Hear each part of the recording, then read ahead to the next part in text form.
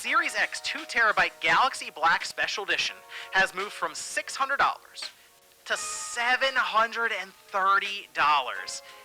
If you make any unauthorized modifications to your Switch 2, we will remotely deactivate your console so that you cannot play any more games. Heavens to Betsy, Nintendo even has the gall to charge money for their tech demo welcome tour for the Nintendo Switch. These words lured men to the grand line in pursuit of dreams greater than they'd ever dared to imagine. This is the time known as the Great Pirate Era. Come aboard! Piracy is an extremely complex topic where there's no defined good side or bad side. Or at least, that's what they want you to think. When the internet was born, Rule 34 and piracy were both born a second later. Ever since, we've heard all sorts of arguments, both for and against. Some of them pretty good arguments, and others absolute bullshit. So today, I want to cover both sides, give my perspective as both a gamer and a game developer, and explain why piracy is good, necessary, and cool as fuck. Let's start with the classic arguments against piracy, the ones we've all heard. First of all, piracy is illegal, of course. That's objective and is true in most countries, if not all. But legality doesn't equal morality. It's just a reflection of what those in power want to protect. Are most laws fair? Probably. Does it mean you can just use them as an argument? Nope. So with that, there's really only one more argument against piracy. You're reducing the revenue of the developers. I can see this argument working in cases like Eric Barone, who worked 10 hours a day, 7 days a week for 4.5 years to develop Stardew Valley. Or Chad and Jared Moldenhauer, who mortgaged their houses to fund Cuphead. But if you use this argument to tell me that I'm causing a loss to EA or Ubisoft, now I want to pirate those games even more. Like, seriously.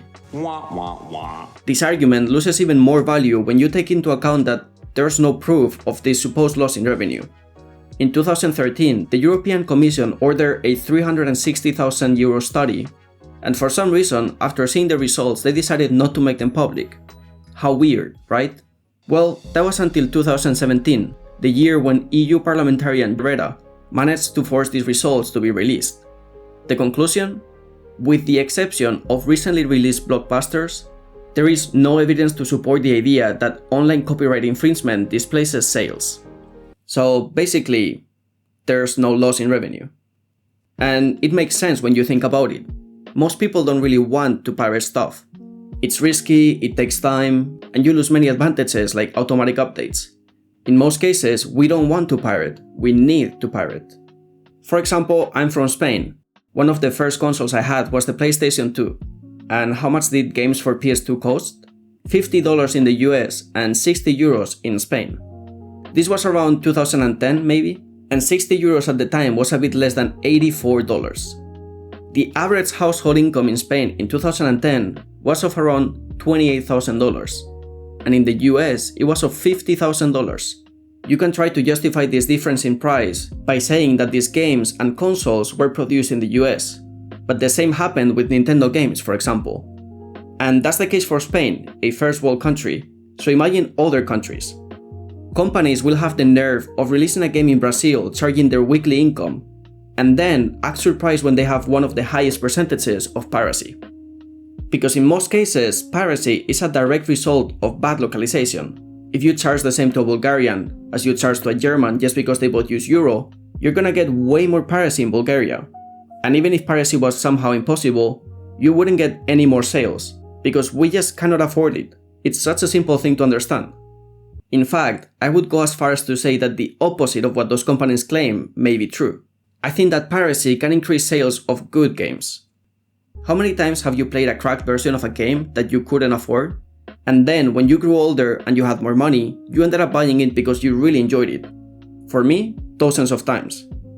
Growing up, I could buy 1 or 2 games a year. And now that I'm an adult with tons of disposable income, many of the games I buy were released more than a decade ago. I wanted to replay them, and since I had the money, why not?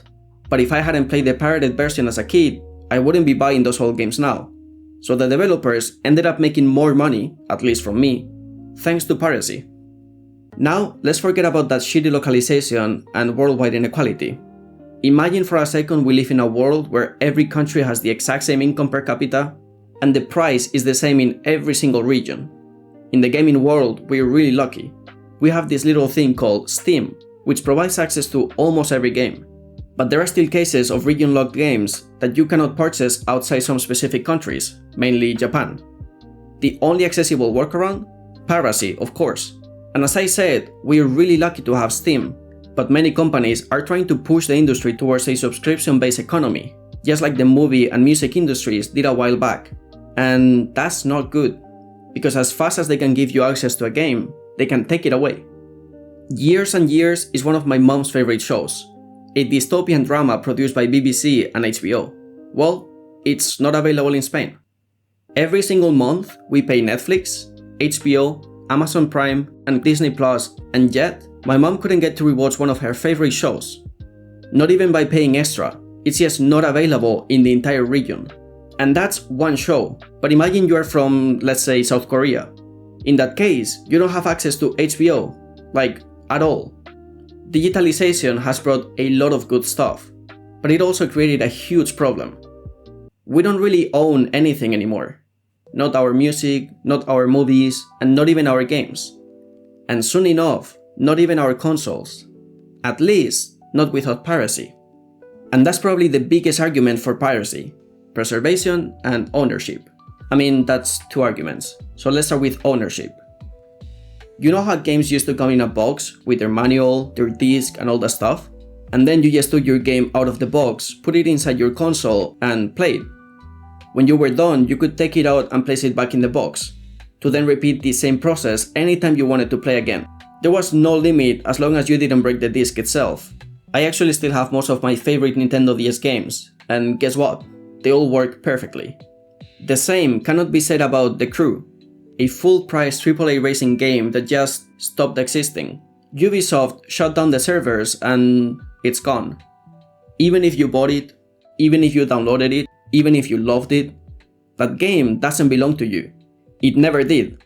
It belonged to Ubisoft and they decided you've had enough fun. I actually have a whole video on this topic responding to Thor's video where he basically justified companies screwing all of us over, so I won't repeat myself too much.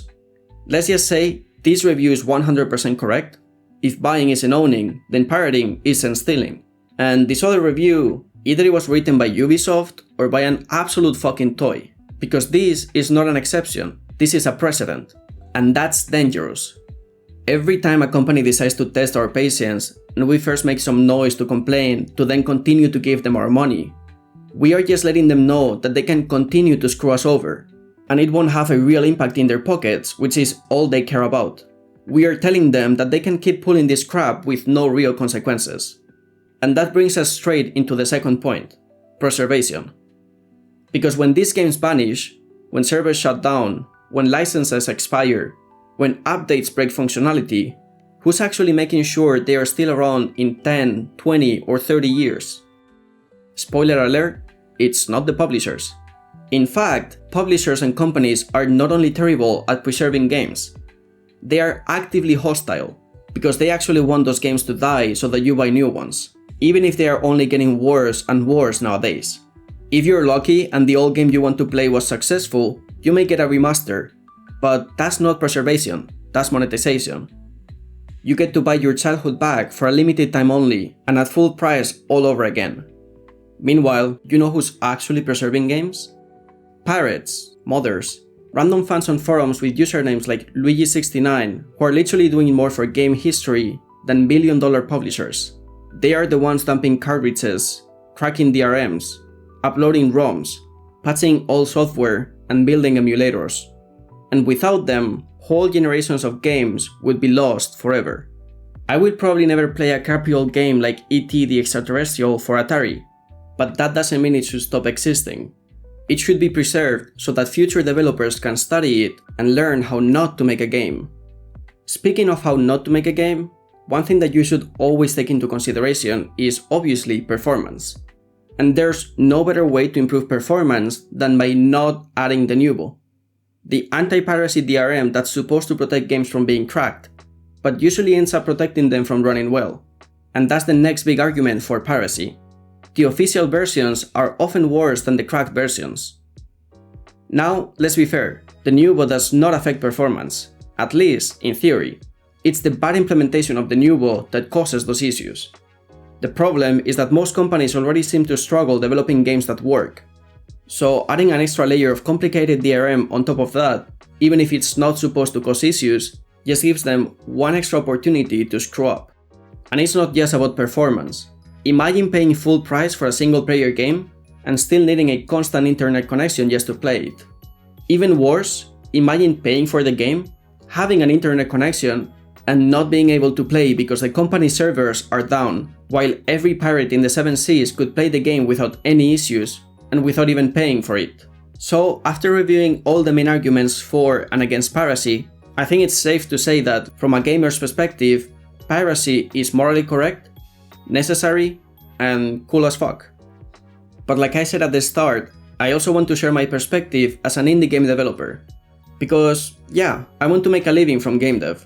But I also believe, like many other indie developers have said before, that games are culture, and culture should be as accessible as possible. That's why for any game I ever release, I always try to set a fair regional price. And if you ever feel like the price is too high for your country, feel free to message me on Discord, the link to my channel is down below, and I'll be more than happy to talk about adjusting prices. And hey, even if after that you still cannot afford it, that's okay. Pirate it, enjoy it. You can still support me in many other ways. Maybe you can give me some feedback, or tell your friends about it, or subscribe here and watch my videos, which will also help this little game dev dream become a reality.